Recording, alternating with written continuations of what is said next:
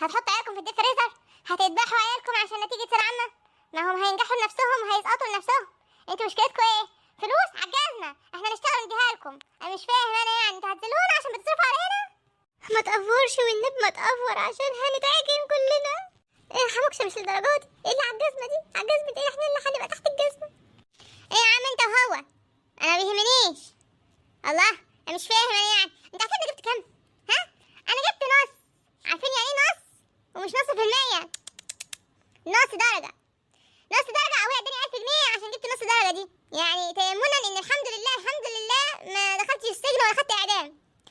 فلما ولادكم ده يسقط وده يجيب مجموع وحش مش حاجة وحشة على فكرة، عادي يعني كلنا عايشين. وبعدين هنعمل إيه بالنجاح أساسا يعني؟